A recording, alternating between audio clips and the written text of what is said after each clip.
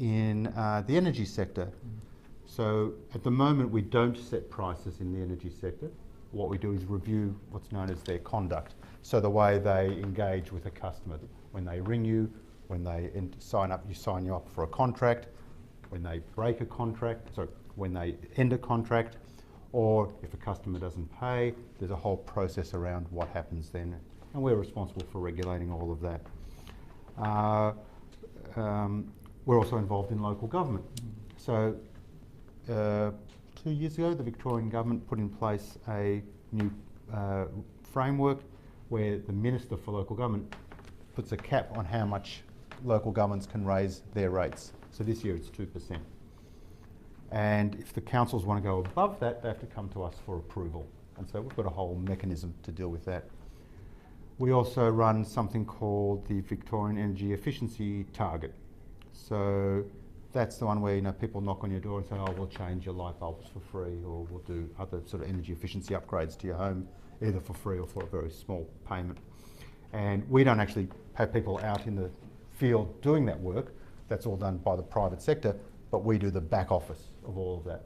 It's actually our single biggest area of work. It's about 40 people who do that. So I sit on an office. You can probably see it from here if you've got good enough eyes, because I can see this building from my office. In the city, level 37, right up high, fantastic view. I look out my window, I look down at the exhibition buildings. From the other side, we look down Parliament House and a bit further, the MCG.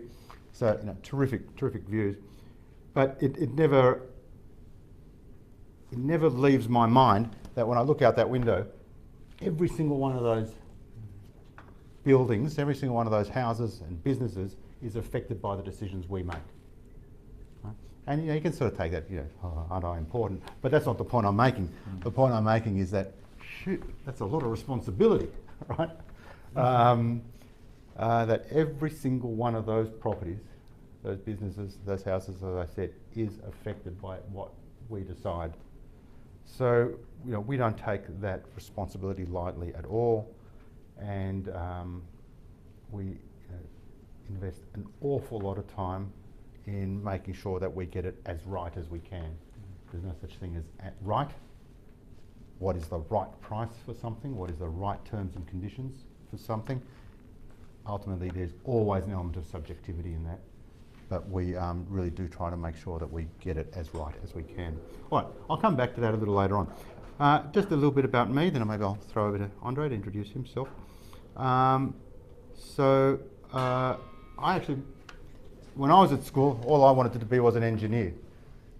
And then I got to year 12 and I looked at the little green book. In those days it was just a little green book. Now it's a whole bloody, you know. But it was just a little green book and it had all the courses listed in a couple of lines on each course. And I looked at engineering and I thought, oh shit, that looks too hard. So I ended up, so I didn't know what to do then. So, you know, the forms come out, you know, we have to fill in your preferences. That's what it's called, preferences, yep. And so I said to my parents, oh, here, you fill it in.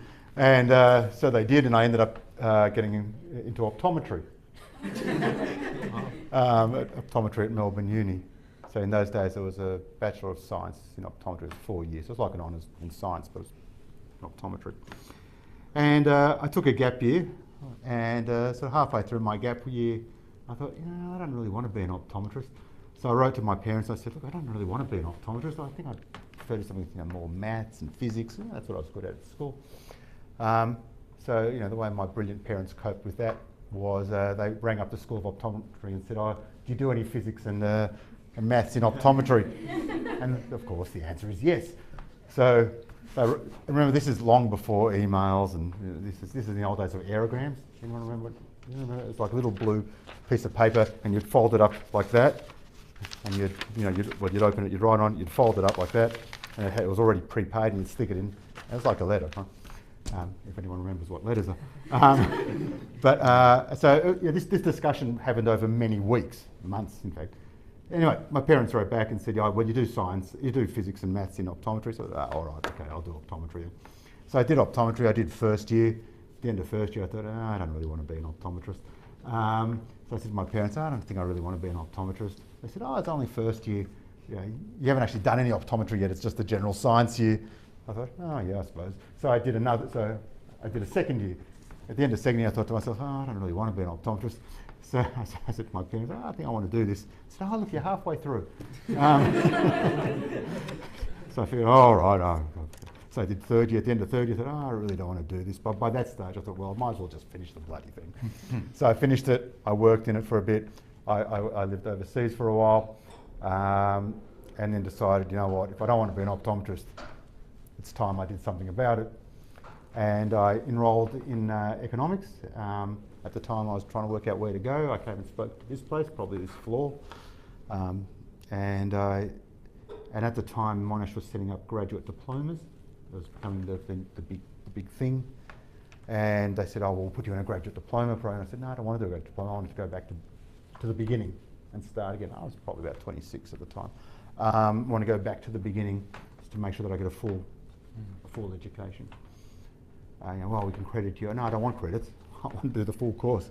So I ended up going to La Trobe for a year and then transferred to Melbourne, and then ended up at Melbourne for another 7 or 8 or 9 years. Because I did my undergrad, did an honours, and then, I don't know if it's still available, but I was approached to see if I wanted to do a PhD. So I went straight from an honours into a PhD, but it was a PhD by coursework, so the first year was pretty much a master's program anyway. I just didn't do a master's thesis, I just went straight into a PhD thesis. My thesis was on using game theory. I don't know if anyone here is doing a bit of game theory, but game theory, to look at the interaction, but it was a three-way game between a central bank, like the Reserve Bank, fiscal authority, like government, and private agents. And it was playing games there. And then I finished and I ended up at Treasury, working in tax policy, so nothing to do at all to do with what my PhD was about, which was about monetary policy. So began my career in the public service almost 20 years ago. Almost 20 years ago now. And I won't go through every step along the way because we really will be here till 10:30 if I do. But just a couple of important moments that maybe are important to you as you guys start thinking about your careers over the next few years. So first, my big break was I was working in tax policy, and it became clear that this new rort had opened up in the tax system where companies were enrolling workers as apprentices or trainees, and when they did that, they didn't have to pay what's called payroll tax on those. Now, I thought this was the most important thing. I thought the Victorian economy was going to collapse because of this, right? So I was working on this furiously. But actually, it was very funny. In the budget papers, I was asked to write a few paragraphs on this, because it's quite a big issue in terms of tax policy. So I wrote my impassioned 2 paragraphs about apprenticeship and tax rorts. And I came back from the Treasurer, who was Alan Stockdale at the time, you guys probably wouldn't remember. But next to it was big lines and in big capital letters, boring. So that was one lesson. But no, the real lesson was things come across your desk every day when you're working, right? New things, little things, things you mightn't even notice. But each one of those things gives you an opportunity to show who you are and what you can do. You can just treat it as another piece of work. Comes in the in-tray, deal with it, out tray, right? And you can be perfectly happy that way, right? But what will happen is you'll come to work at 9 or 8:30 or 8 or whatever time, and you'll leave at 4:30 or 5 or 5:30 or 6, and it's just work, right? But if you really want to make something of it, make something of yourselves, make something of your career, look at everything you do as an opportunity. And you don't have to stand up and sort of show, oh, look what I'm doing. People will notice it around you. People noticed me, and that led to me getting, what was some pretty lucky breaks along the way. So that was one lesson I wanted to share with you. Treat everything as an opportunity, because it is. Even if it looks as boring as you know what. It could be the thing that gives you your lucky break. And it mightn't be your lucky break at the time, but it'll come. It will come, I promise you that. Second piece of advice or lessons from my career, which I was asked to talk about. Probably about 3 or 4 years into my career, I was working in Treasury, doing what you do in Treasury, which is write briefs. That's what you do, you write briefs about issues. It's all, you think about all the economics and write down your brief, and you send your brief to somebody and it comes back, and then you write the next one. And I got tapped on the shoulder, and I got asked to come into the boss's office, and he said, "Oh, have you ever heard of Latrobe Valley?" I said, "Oh yeah, it's somewhere down there." And he said, "Well, you're going to get to know it very well." And what I was asked to do was, at that stage, it was a new government, it was a new Labor government under Steve Bracks. So I should say, Andre and I, we're not political appointees. We're public servants. Governments come and go, and all being well, we remain. We're not politically aligned or politically affiliated. Anyway, the new Labor government, headed by Steve Bracks, had promised to do something about Latrobe Valley. Latrobe Valley is where all the power stations are, and in the 80s there was a lot of corporatisation, privatisation. Privatisation was in the 90s. Huge redundancies, like huge. They went from a workforce in the power industry of something like 15,000 down to 2,500, right? So massive, massive. And the entire economy was built around the energy sector.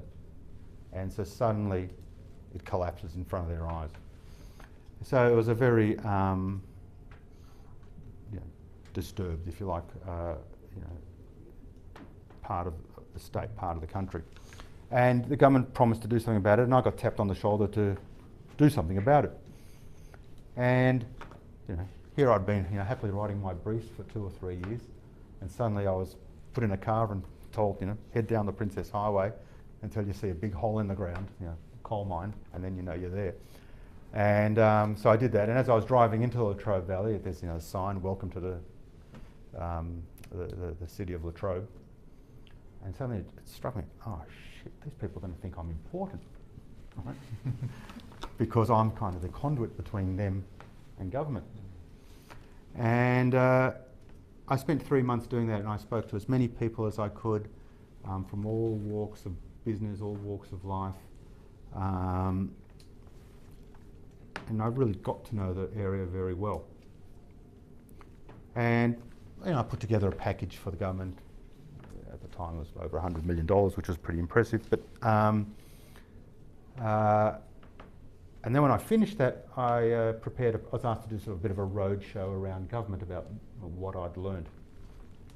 And this is the point of the story. I was going to call the road show Out of the Tower and Onto the Ground.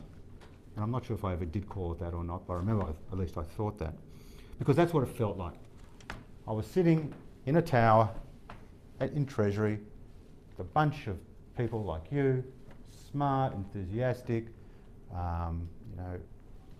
able to think conceptually, interested in solving problems, highly educated, etc., etc. And suddenly I was out in the middle of, destitution, right? This was an economically and socially broken part of the world. And it made me realise, and I think this is probably the single most important thing that ever happened to me in my career. It made me realise that at least when you're working in government, even if you're working in a nice office tower, at a nice workstation or a nice office, and you're writing briefs, what you're writing about is going to influence a decision. And that decision is going to influence somebody's life somewhere at some time. And so it's important. It's important stuff. It's important, and never to forget that at the end of what you're doing is a person.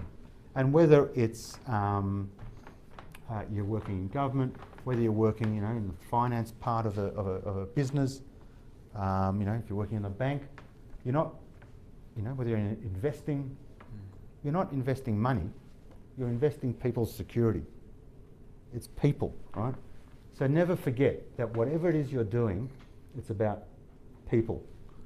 And that for me has been, as I said, I think that was the single most important thing that happened in my career, because otherwise I would have continued to be thinking this is all a bit of an abstract game, you know. Let's just think about these problems and apply our cost curves and our, you know, production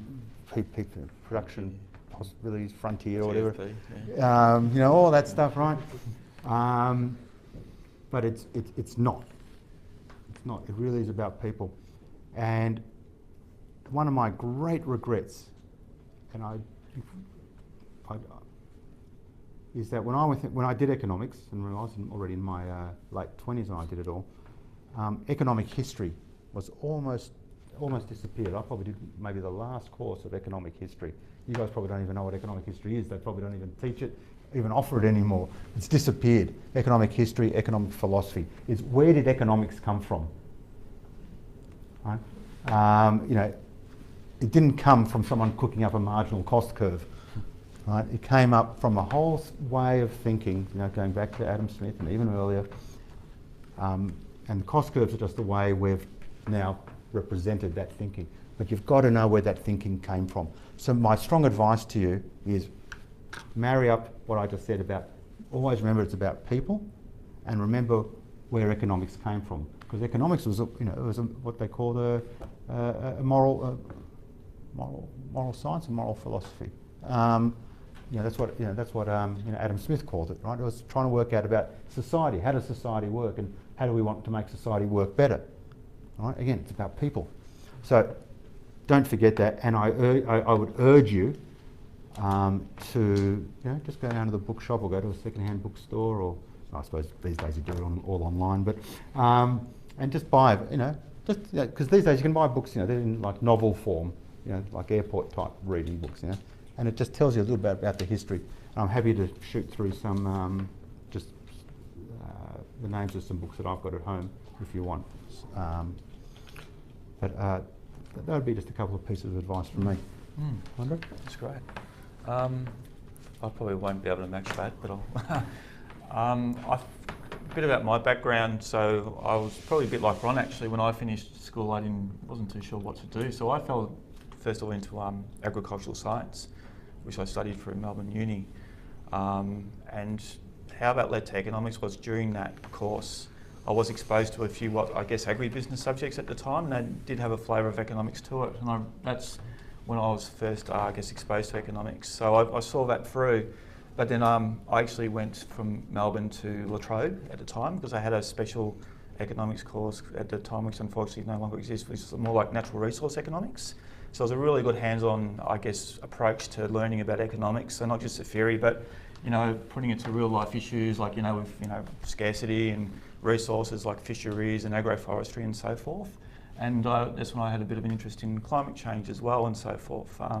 So I did honours there, and I did my honours thesis at the time on, I guess, looking at the pros and cons of a carbon tax versus emissions trading schemes, and looking at the Kyoto Protocol back then. And as you said before, now it's about Paris and so forth. So, and finished up, and I'll be honest, I was probably a bit lost. I thought, I've got this great qualification, I thought it was, and what am I going to do with it? And to be honest, I fell into economic regulation just by having a coffee with a guy at the time, Greg Wilson, who was just introduced by a friend. And he was looking for young people. They didn't even have a proper graduate program at that time. I'm going back now 15 odd years. It's very different now, of course. So that's how I ended up in economic regulation. And to be honest, I'm really blessed, and there's not a day that I regret not choosing that path. And so I think I was lucky as well, just the right time, right place, and meeting the right person. So where's that led me? So I was there as a graduate for 2 to 3 years. I looked at grain handling. So we used to regulate grain handling terminals at Portland and Geelong. Also in terms of energy. So we at the time were doing price reviews on electricity and gas pricing. And also we were gearing up the Essential Services Commission for water regulation. And so we got the framework in place, and we were reviewing the Act and so forth. And then when the water industry in Victoria realised, oh, hang on, we better start recruiting the right people, I was asked by a chap, David Heaps, to come to City West Water, and I was there for probably nearly 10 years, working as a regulatory economist, and I worked my way up. So City West Water, he's the water provider for the City of Melbourne and the western suburbs. That's right, yes. I suppose the name gives that away, doesn't it? Yeah. I hadn't thought about it. And thanks, Ron. And so I worked my way, and it was funny where life takes you, and being at the West, and maybe touching a bit on Ron, it was a big learning curve for me because I was exposed to a lot of social issues, and it's not just about economic policy, but about how people live. And I was fortunate enough because I think pretty much every single tariff on the water bill, I've probably had some influence on that, whether it's in water, sewage, trade waste, recycled water and so forth. But what I learnt was, especially out on the western side of Melbourne, was you really do see a lot of vulnerable people, and they do it hard. And it was really hard as an economist to try and make, especially during the drought, we introduced what we called an inclining block tariff structure. So bottom line, in simple terms, the more you use, the more you pay, okay? And the reason we introduced it at the time was because we were going for a drought, so we had restrictions, but it was getting pretty bad, so we had to look at other measures to try and reduce consumption in Melbourne. So we introduced this inclining block tariff structure. But the reason that was really hard for me was because I knew by making that decision at that time, or I shouldn't say I didn't make the decision, that wasn't in my pay grade, but I was advising the board and government that we need to go down this path, was I knew that I was actually having a negative impact on people doing it tough. So, large families and so forth, and it doesn't matter what they did in their water consumption, their bills were going to go up. So that was really hard, but I guess what I'm trying to say is, you do have to make trade-offs, and sometimes they're tough calls, but I really learned a lot through that. And then you start to think more broadly, and it's not just about economics, and I don't know if you still use terms like command and control measures and that in economics, no, but so then you start looking broader, well, what can we do when you start to introduce, say, some really smart economic ideas and tariffs, but then what other measures can you introduce to complement a tough decision, e.g. you look at hardship policies and so forth, and then you start to lobby government in terms of making sure they've got good concession frameworks and that in place. So you're there to still protect consumers in different ways, and it's not just about economic tools as well. So I learnt a lot through that. And then I left water. I went to Gold Coast Water actually, that was more for family reasons, but it's nice to be back in Melbourne. I did a short stint at the Essential Services Commission, and I left and I went to South East Water. And the reason I did that though was... Do you want me to tell you what that is? Yeah, so you can, okay. They provide water here actually. Yeah. And the reason, and it was a really tough call to actually leave the commission when I did, because Ron and the water team, they've done something quite innovative in economic regulation, which we call PREMO. But in simple terms, I guess the way I look at it is it's trying to get the customer's voice more into how the water business makes their decisions. So when the decision goes up to the executive and the board, how do you know that you're representing customers? So this new regulatory framework that the Commission's introduced, I guess it's looking about how water businesses engage with customers and so forth. But I was asked to go to South East Water to help, establish a customer engagement program. And I think the reason they asked me to do that is because I had an economic regulatory background, but I actually left economics to do that. And it was really good because I was fortunate enough to actually work in an operational part of a business, which I hadn't done before. And the reason I'm telling you this is, I guess, it's just amazing where your career takes you. And if you ever have an interest of coming to the Essential Services Commission, to me, it's just the doors and the opportunities that you'll be exposed to is quite amazing. And that's probably, it all comes back in my mind to that one coffee I had 15 odd years ago with one person, and where that's led me today. So I think it's great seeing what you guys are doing tonight for these programs and having the opportunity to meet someone like Ron, because I'm not trying to ask for a promotion or anything, but it's quite amazing what Ron's done in his career. And it's really a privilege to have someone like Ron here tonight. Give Andre bonus. Yeah. But it really is amazing. And so just try and think broadly about your future. And also the other maybe suggestion I'd have is to sort of think policy and economics when you go out there, but also try and think about a niche and specialise in something. Probably some of the most successful people I've seen from a professional perspective is they fall into something, whether it's like demand forecasting or becoming an expert in pricing, or heaven forbid I mention weighted average cost of capital or something like that, because we don't want to go down that path anymore. But there's lots of specialties out there in economic even economic regulation is a specialty in its own right. Oh, yeah. So that's probably something I'd strongly suggest that you start thinking about. But you have to be passionate about it as well. If you don't like it, I personally wouldn't suggest doing it, because you'll never get that optimal outcome, so to speak. Yeah.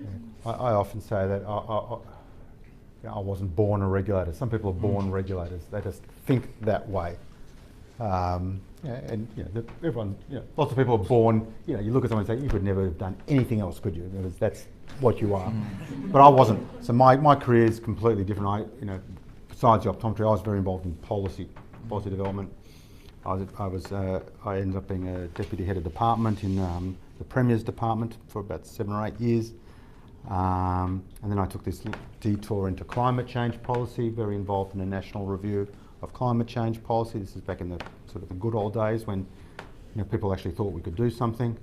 So it was 2007, 2008. I worked with a guy called Ross Garner, who maybe you've heard of. And we did this very big review. But I agree with Andre, you never quite know where your career is going to take you, and you've just got to be open to those opportunities when they arise. Happy to take any questions, or I've got a list of questions here. I'm happy to work through those. I think just before we start, feel free to get some food and some tea over there if anyone wants. Did anyone have any questions for Andre or for Mom?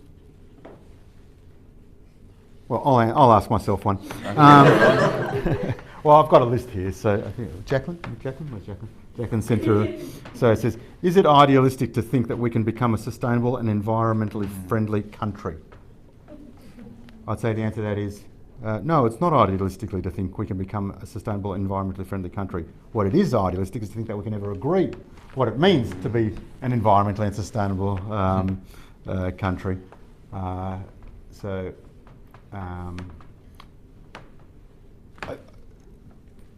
The challenge there is,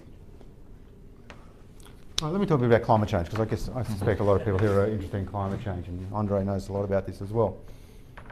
So I was asked to set up an Office of Climate Change here in Victoria. That was in 2006, and then that led me on to working on this on the national side of things. But when I was doing that job, what I realised was governments hate moral decisions. Now you might think, hang on, isn't that why we vote them in? We vote them in to make the tough decisions on behalf of the community, We vote them in to reflect our preferences, to talk like economists, and our value system, and whether it's conservative, Labor, Green, or national, whatever, they're reflecting our thing.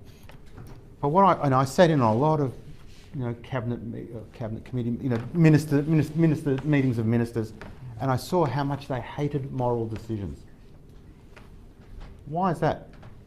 It's because you can't judge a moral decision relative to anything else. You can only judge it on its own terms.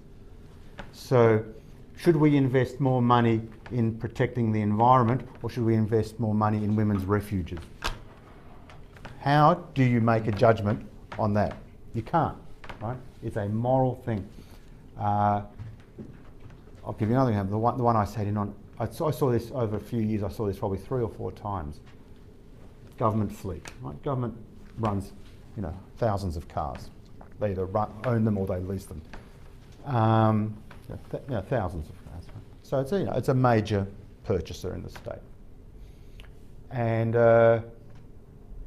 on the one hand, they wanted to buy environmentally friendly cars, low emitting cars. Right? On the other hand, they wanted to support local industry.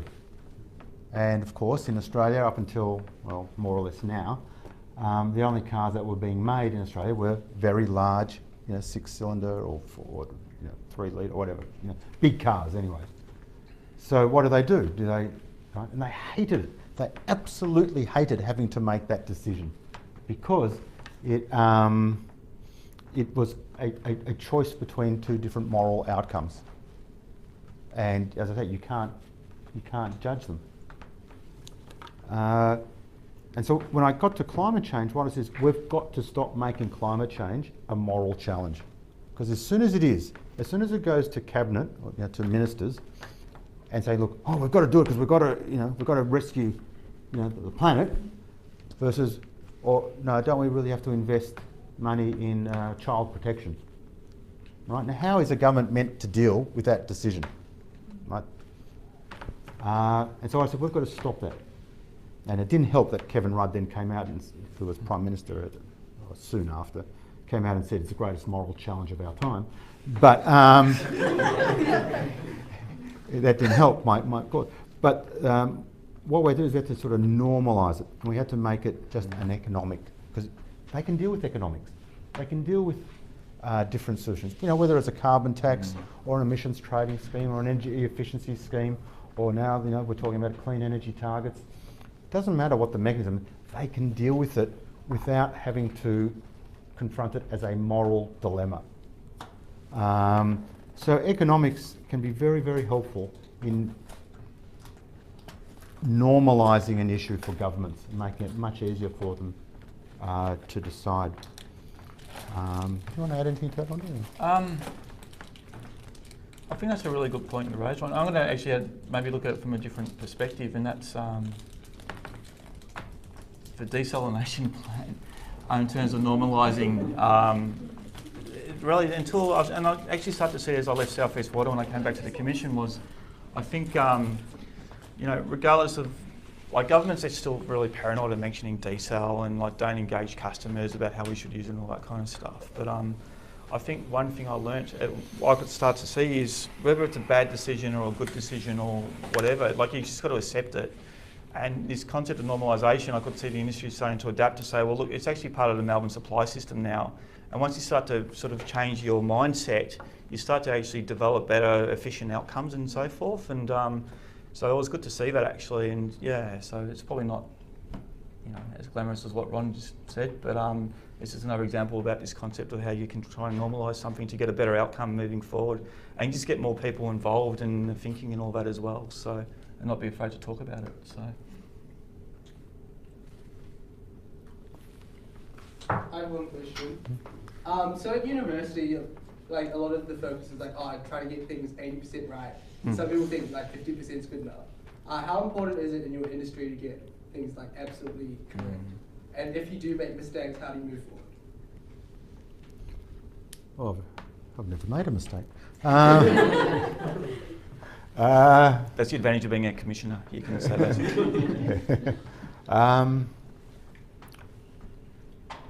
It's a very good question. I heard Andre talking just before we started with some people down this end of the table around information asymmetries, which I presume you guys have been dealing with. Have you sort of dealt with that? How different parties have different information. And that's kind of an unavoidable problem. As a regulator sitting on level 37 up in Lonsdale Street, we will never know as much as the businesses we regulate about their cost structures, about their customers, about those customers' preferences, etc., etc. So what you got to, that kind of goes back to what I said before. In the end, you can make a decision as objective as possible, but at some point it becomes your judgment, and you cannot avoid that. It's actually one of the things I've been learning in this job. Because Andre talked about before in passing how we've changed the way we regulate water prices. And I won't go into the whole story unless you really want to go there, but when I arrived, like I said, I wasn't a born regulator. I sort of landed at the regulator, and they were in the process of setting water prices for Melbourne at that stage. And it was this very technical approach. Lots of spreadsheets and formulas and very complicated mechanisms to try and get the right price. And I thought, what on earth have I come to, right? this isn't, this is a game of false precision, arguments over things that really can't ever be proved or disproved. And so, over the next few years, I sort of went about trying to change the model. And Andre alluded to one part of it, which was to bring customers into the equation. Because up until then, setting water prices was all about the regulator and the water businesses, right? If we got it right, self-evidently customers were better off, right? Somehow between us we knew what was best for customers. And I thought, what on earth, So we've restructured the framework to bring customers in. Now, people think that, oh, isn't that nice? Isn't that sweet of the regulator? Gosh, what a nice regulator. He cares about customers. No, I'm actually a hard nut economist, right? Because what we were doing is we were focusing very much on technical efficiency or productive efficiency, right? It's the how do you produce at the lowest cost, lowest sustainable cost. We weren't asking ourselves, are we actually producing what customers value? And so what we've done is we've rejigged the framework to say, no, let's try and solve that information asymmetry, because we couldn't possibly know what customers value, by creating a whole framework that forces the businesses to go and talk to their customers. And I don't just mean, run a survey and that's it. I mean, actually find out what your customers value. So that's one example where we've tried to overcome an information asymmetry. Another one in the same model, which I won't go into now, is what we've developed a mechanism, to be honest, using a bit of game theory. Mm-hmm. It's not, it's not super sophisticated, but it's a bit of game theory nonetheless, to get the businesses to reveal their true costs to us. So they get basically they get rewarded for revealing their true costs, and they get penalised for not revealing their true costs. So coming back to the 80-20, you'll never overcome the 80-20 on your own. You can try and put mechanisms around it, but in my view, it always boils down to a point where you cannot objectify it any further, and you have to just take a punt. And why? What generation are you? You're millennials, aren't you? Yeah. So I know millennials and Generation I. What came before you? Is it Generation I or whatever? No, it's not Y. It's X, Y. I'm X. Then there's Y. You're probably Y. No, boomers are just before me. Then a Generation X. But anyway, they're very impatient, and they want to be promoted straight away and be CEO within a couple of years. And the reason why that doesn't happen, right, isn't because you're not smart enough or you're not capable enough. It's that you don't have enough experience to make judgments yet, right? Because I used to joke when I was in the Premier's department, it's a little bit different where I am now, but when I was in the Premier's department, that the difference between me as a deputy head of department and a graduate was there wasn't no difference in the work we did. What the difference was the judgment we were expected to bring to that work, right? And you couldn't have that judgment unless you had experience, right? You can't fast track experience. So I guess that means be a little patient. I suppose you're going to start up a tech company. You might be able to get to CEO a bit more quickly, but in areas where judgment is required, and that's not just in policy, that'll be in finance, it'll be in all sorts of areas.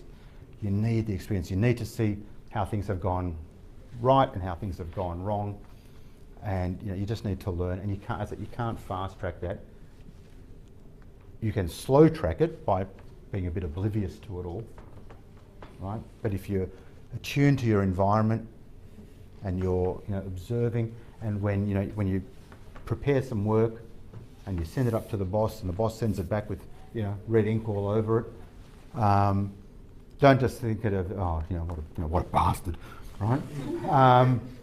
Think about all right, why were those changes made? What do I need to learn from that? Right, because that's how you'll acquire the judgment to progress in your careers. I actually can't think of too many careers where that wouldn't be true, and it's certainly true in the career that I've had in public policy. So in our regulation, how can you kind of retrospectively determine if something was a good judgment or not? How can you sort of determine whether the experience is good? So looking backwards on our decisions, I'll have a crack, and then I'm sure Ron will follow through. But I guess we do have some tools in place. So for example, in water, we do have like a comparative performance framework, which probably in some ways is going to be, it will probably change under the new, where we're going down in terms of changing how we price for water. But so we do have tools in place and mechanisms where we do like constantly review the industry and see how they're performing and so forth. The right decision back then. And different people take different approaches. So, for example, some commissioners, so I've worked with a few now, some commissioners are very keen on, you set yourself a target or a measure, and then you come back and you measure against it. Right? It's fairly objective. I'm probably less in that school. I tend to be more someone who works on sort of gut. At the end of, so we set prices a couple of years in, does it feel like things are going okay? And if it feels like things are going okay, then I'm generally pretty happy. How do I know? How do I get that feeling? Well, that's a mix. That's, as Andre said, we monitor their performance. We read the newspapers. We see the letters that come in. We see whether the businesses are complaining to us about things having gone wrong based on the decisions that we made on their behalf. So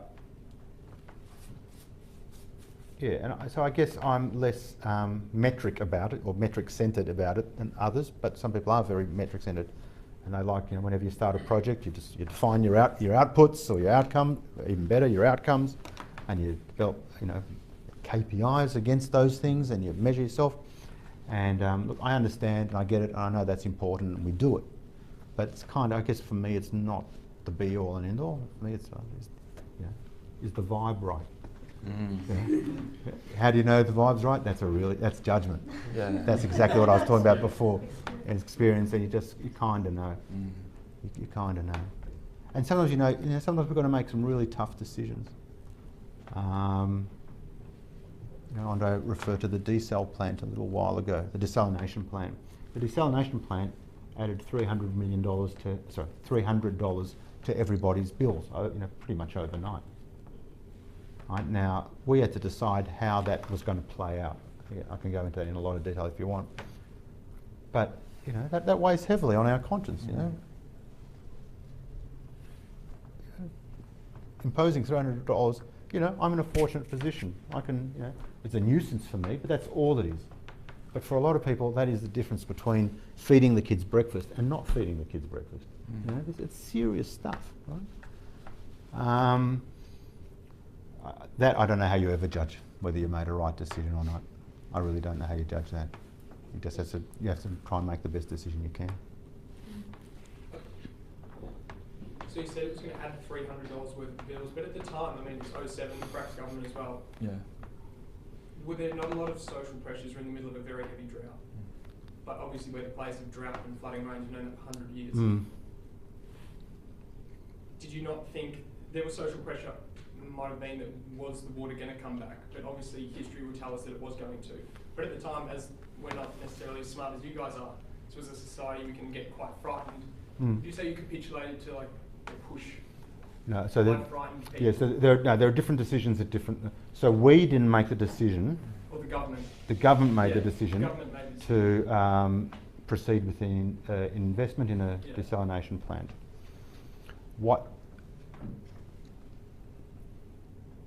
I'm trying to think of how to keep the story simple.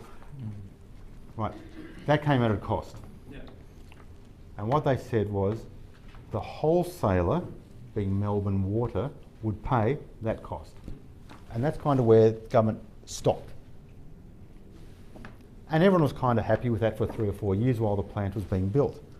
But then the plant was built and it was commissioned. So suddenly the wholesaler started paying the costs of the desal plant. And at that point, everyone went, oh, actually it wasn't everyone, it was me, went, oh, bother. No one's actually said, how is this going to flow through to customers? Right? Because one thing, if you work in government, one thing you'll learn, and I suspect this is true not just in government, it's probably true in the corporate world as well. Everybody gets very excited about the big thing, right? The big system, you know, building an airport or building a desal plant or a computer system, right? And they forget to think, well, hang on, how's this going to flow through to the real people I was talking about before?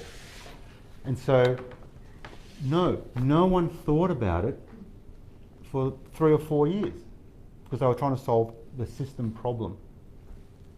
In terms of the decision to make the desal itself, I was part of that in my previous role, not in this role, my previous role, because I was advising the Premier at the time. And I can tell you, hand on heart, actually I've written a paper on this, the government believed, beyond any shadow of a doubt, it believed it was going to be the government that saw Melbourne run out of water. Now, I don't know what our storage has got down to, but it's probably around 20%, I can 26%. Yeah. There was a countdown clock being run by The Age. So on the front page of The Age every day, how many days till we run out of water? You know, had we gone through another summer or two, you know, we probably would have run out of water. Yeah. So they were genuinely scared. And you know, if you're in government, that's a pretty scary thing. Now, in hindsight, looking, we're all smart. And at the time, did it need to be quite as big as they'd planned? Maybe not. But actually, the big cost didn't come on whether it should be a 100 gigalitre plant or a 150 gigalitre plant. The big cost came in doing anything, because basically the fixed cost is pretty high. The incremental cost as you scale up the thing, you know, diminishes. So, Andre, you were right in the middle of it. Yeah, I was. Actually, at that time, so I was at City West Water. So I was the one looking at the tariffs, going, oh, you know, we're looking at 30, 40% or 30% price rises just in 1 year alone, and bills basically did double over a 5-year period. And that was because of desal, North-South Pipeline and so forth. But to give you an idea of how bad it was getting, so in the Water Authority world, so we were controlling the restriction regime at the time. I think we got to stage 3A, it was, because the government didn't want to go to stage 4. But who watches Utopia here? Yeah. Right. It's a documentary, it's not a sitcom. But yeah, actually there's some truth to that too when you watch it. Anyway. But this, it was getting that bad. We were actually looking we were preparing for what we were calling stage 6 restrictions, and we were looking at shutting down industry. That's how bad it was getting. So if you think about the economic cost, yes, desal cost around $5 billion, but what's the economic cost of Melbourne running out of water? I'd hate to think, but we tried to model it, and we actually used bottled water, the price of bottled water, multiplied by Melbourne's annual consumption, which is around 380 gigalitres. It's a lot of water. It's 380 MCGs basically. So times that by the bottled water, and you get a really big number. So it just was not acceptable to not, yeah. So, and I do believe actually the day will come, I reckon in the next 5 years, we'll say, thank God we did build the desal plant. So, yeah. Yeah, people refer to it as an insurance policy. I think the better way to think about it is it's a call option. For those of you who study derivatives, it's a call option. You know, you're paying, and then it's an expensive one though. And I was in a hotel once, just I had to pay my bill, and I was standing behind the chair of the desal plant. It's a woman I know quite well. I actually used to work for her. But anyway, I said, geez, you guys got a good deal on that, on that plant. And he said, what do you expect? It was negotiated in the middle of a drought and in the middle of the GFC. That's right. It was the worst time. So they did get a very good deal, a very, very good deal, which is why we all pay $300 a year for the call option. But the only thing I can criticise government for, and like I say, I was there in the room, I was involved, was that there probably hadn't been enough planning done beforehand. As you say, the land of droughts and flooding rains.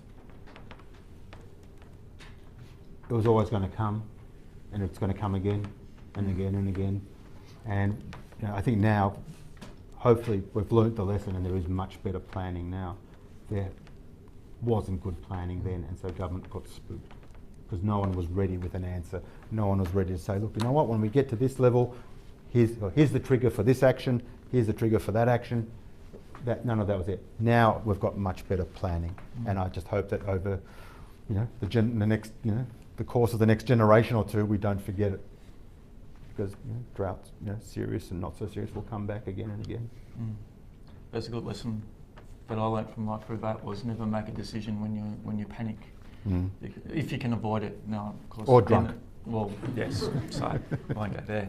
But So because most of the time it won't be the best decision. So if you can walk away, do something different before you go back to thinking about it, and be more level-headed. So.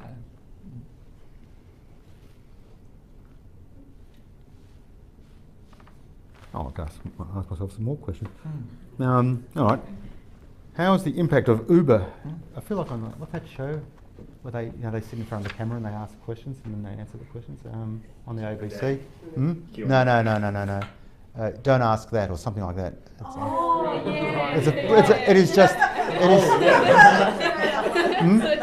It is such a brilliant show. You were on it? No, I wasn't on it. No. I just think I just know the show. Yeah. it's just such a brilliant show. How simple a concept.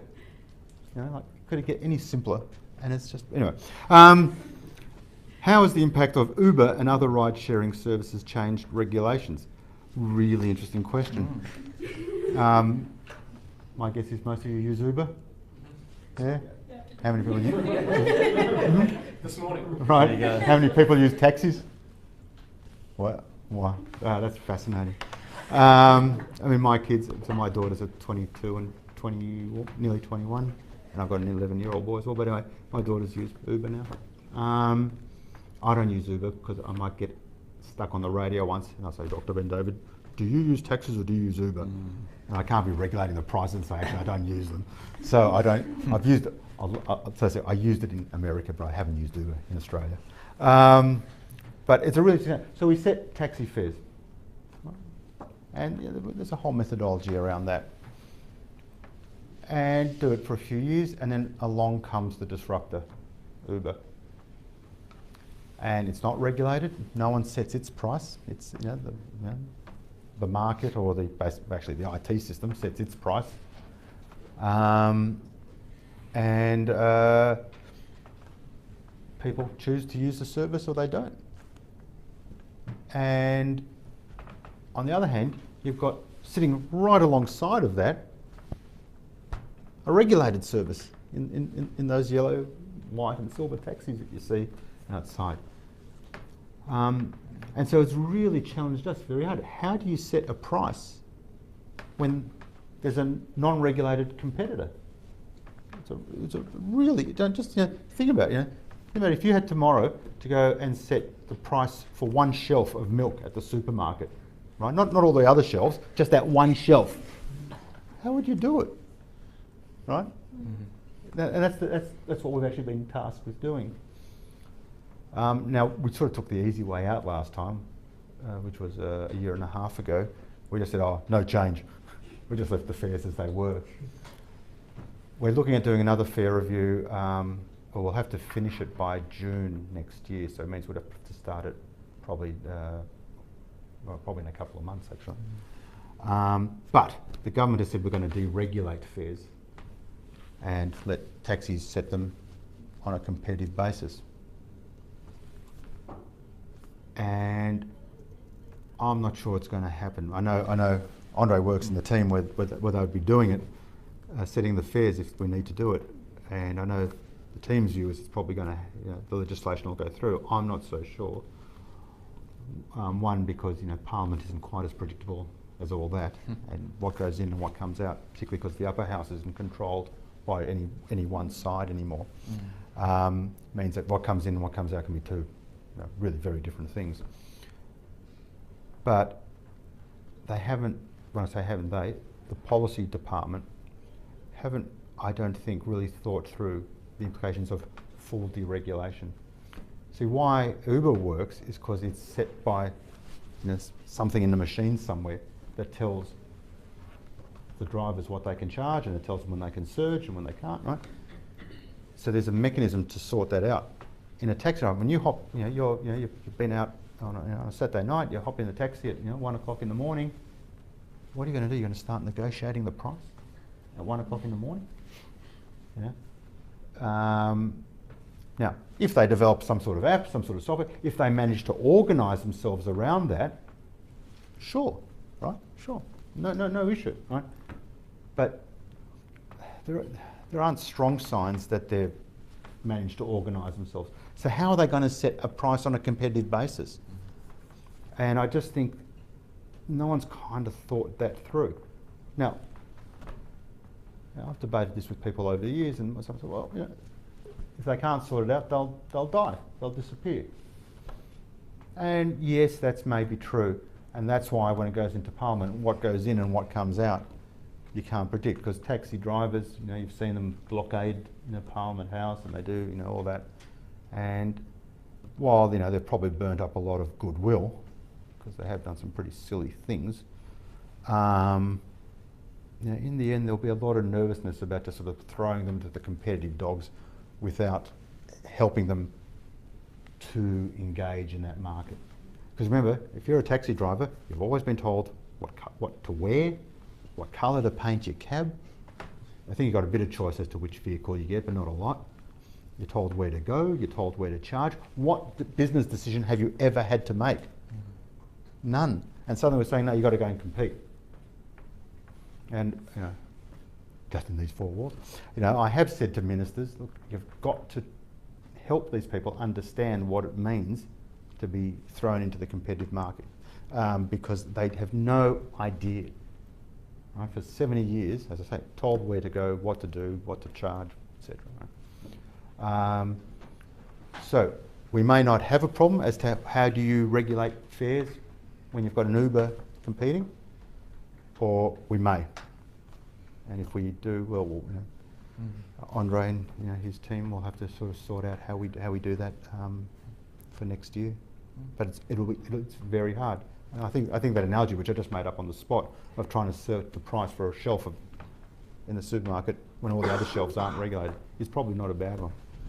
So in that case, what level would the price be competitive at or regulated at? For example, would the individual driver be setting the price, the license holder, if it was fully deregulated, or the firm that oversees that taxi company, silver top, yellow top, whatever? Yep. At which level would the price be? Yep. So, all right. So it's a really interesting question. So, the taxis in Melbourne. Over the years, we've had what's called networks. So the taxis organise themselves into networks. And you ring up the number, you've named a couple, there's silver top, there's black cabs, there used to be a whole bunch of others. So I don't know, maybe we used to have a dozen networks. And you'd ring one up and they'd send you a... Now if you think about the network economic, there's an economy of scale, or yes, it's an economy. No, it's not an economy, it's like a network economy thing. That to be competitive, you need more taxis. So what we went is from having 12 networks down to 2. So we've got a duopoly now. So the taxis, I'll simplify it, the networks don't own taxis, right? You just affiliate to a network. You can actually affiliate to both, but it would be, because they charge a lot of money to affiliate, you can only affiliate to one. And that's how you get your jobs, on that little panel thing, and right? So the logical place would be for the networks to become the price setters. But then you get a competition policy problem, and we don't deal with competition policy. That's dealt with the ACCC. I don't know if anyone here is studying competition law, around collusion by the drivers on price, because they've all agreed. So we've got 5,000 cabs in Melbourne, roughly 2.5 there and 2.5 there, and if they all agree to the price the network is proposing, they've effectively, under competition law, colluded on a price. And if there's one thing competition law is very strong on, it's anti-collusion. So it's a really, it's a fascinating problem. How can independent drivers get together to agree a price to charge customers? But somehow they need a mechanism. So that's why I say I'm not sure people have really worked this out. How is this going to unfold? At which level? Because if it's the independent driver doing it, as I was saying before, you get in the cab at 1 o'clock at night, what are you going to do? You're going to negotiate a price? How will you know what the price that driver is going to charge you? Unless, you know, maybe there's an app one day which says, you know, Joe the driver is going to charge you, you know, $2 a kilometre, Yep. and Jane's going to charge you, you know, $2.20, and you pick, but Jane's going to come in, you know, 3 minutes, and Joe's going to come in 20 minutes, and you decide which one you're going to, you know, that is potentially possible. But So how does that competition, that seems to be quite similar to the fact that an individual Uber driver can affiliate with Uber or Lyft or another ride-sharing service. How does that overcome the competition issue?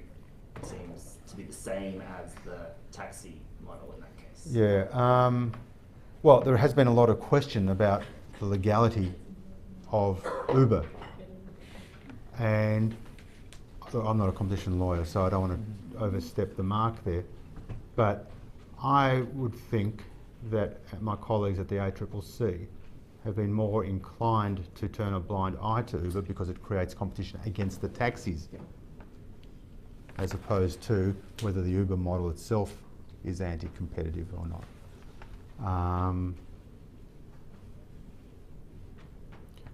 And it's also to do with, yeah, look, I don't want to answer the competition law side of it because I'm not sufficiently versed in law, but it's a fascinating area.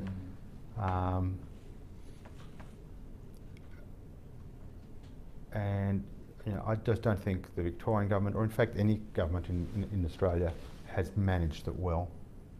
I just, you know, and you know, like I say, if you're a taxi driver, you know, you've been thrown to the dogs, and why shouldn't they be angry? You know, they have every right to be angry. On the other hand, if you're just going to be a very dry neoclassical economist, you'd say, well, that's business, that's life. You know, you know, innovation happens, competition happens. That's right. But you know, this is where tough decisions have to be made. One last thing. Are you aware of any jurisdictions in the world that have handled this well? Not from my perspective. No. The ones that have handled well were the ones that were lucky enough to deregulate taxis before the advent of Uber. So New Zealand, that's what happened in New Zealand, so they're deregulated. You go to New Zealand, but you know, you walk out of the airport, there are different ranks. And you choose, do you want to go to the nice green Priuses, or do you want to go just to sort of the pretty ordinary looking ones, or do you want to go to the old bombs? And the old bombs are really cheap, but you know, just make sure you hold onto the door because it might fall off, you know. But it's cheap, right? So it's worked. But that all happened before Uber. So Victoria had a big review, headed up actually by a former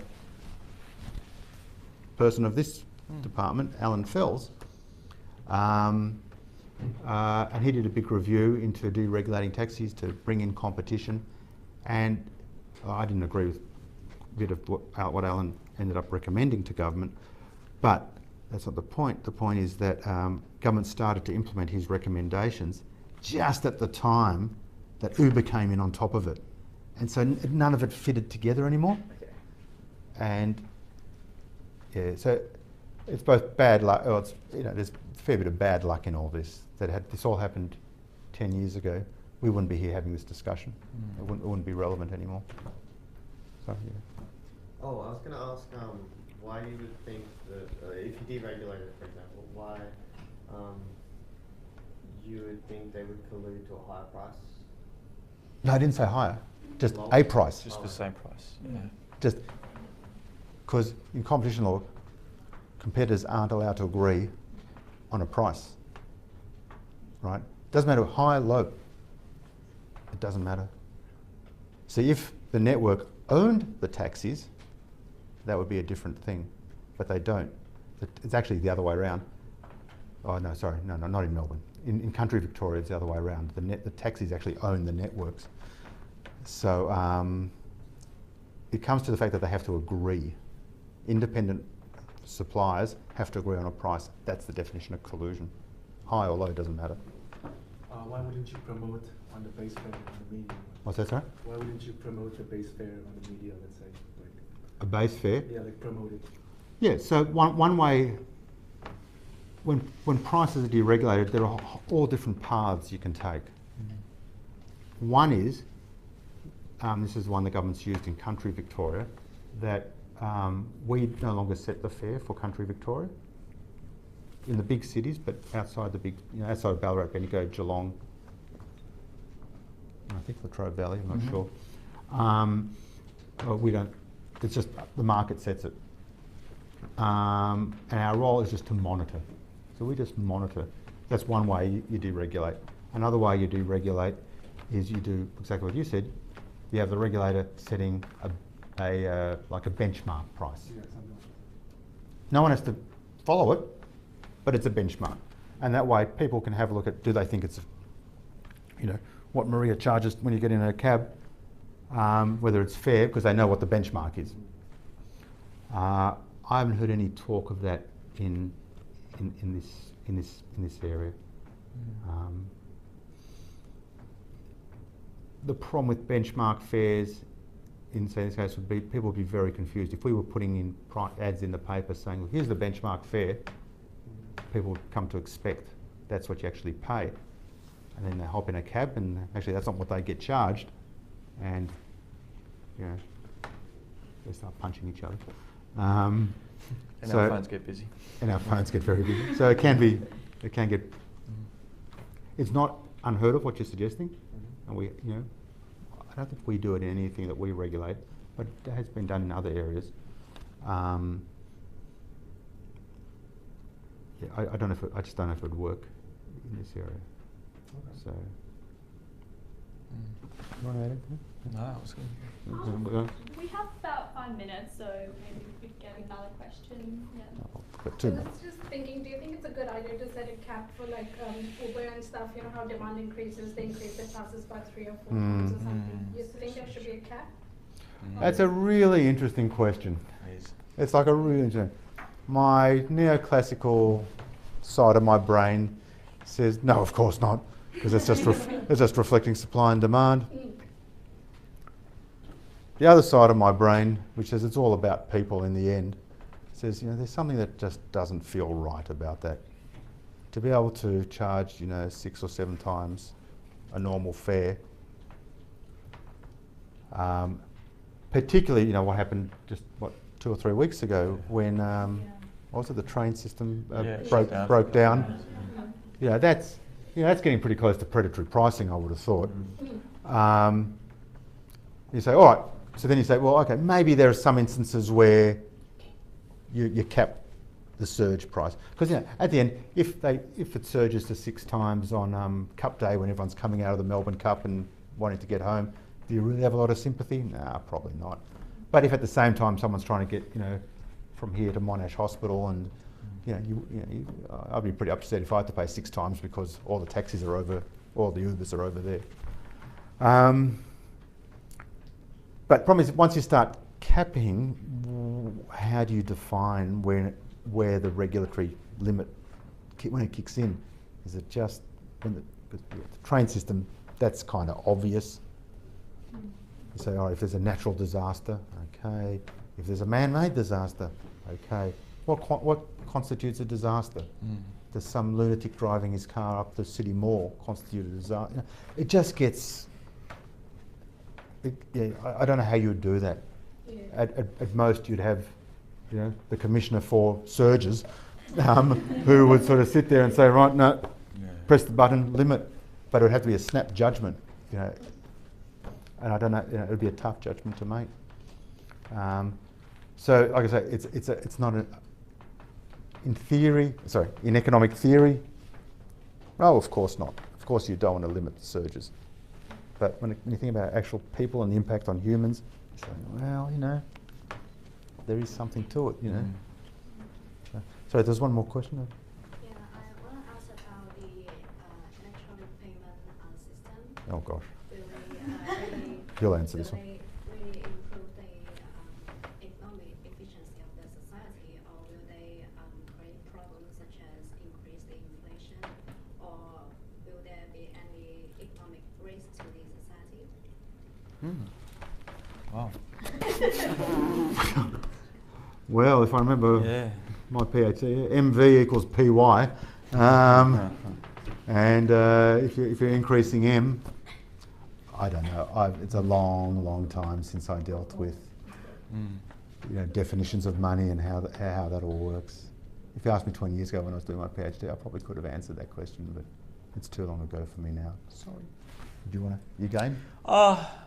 Maybe from a sort of public good tax perspective, I remember when GST was introduced, and I'll get to the point in a minute, but in one way maybe by getting rid of cash and just having like pay wave systems and all that, but it gets rid of a black economy, if you like, which is still actually really big. Like we're talking billions of dollars and people, you know, avoiding their taxes and not paying GST and all that. So to me, I look at it that, well, perhaps that will address those public policy issues, and then that would build up the broader revenue stream for governments to hopefully do the right thing with the money to, you know, put back into education and roads and so forth. So I like to think longer term it's a good thing and should have a net positive impact, if you like, to the community over time. But that's my sort of simple look on it. So yeah, I haven't put much thought to it, to be honest. So yeah. My wife's pet hate is when you go and you pay for something at the shops and they don't run it up in the till. So she always insists on getting a receipt. She doesn't want the receipt. She just wants it to be put through the till. She says, if I pay tax, so should they. Okay, well, I think that's all we have time for tonight. I'm sure everyone enjoyed the discussion, found it very insightful. Let's put our hands together for Andre and Ron.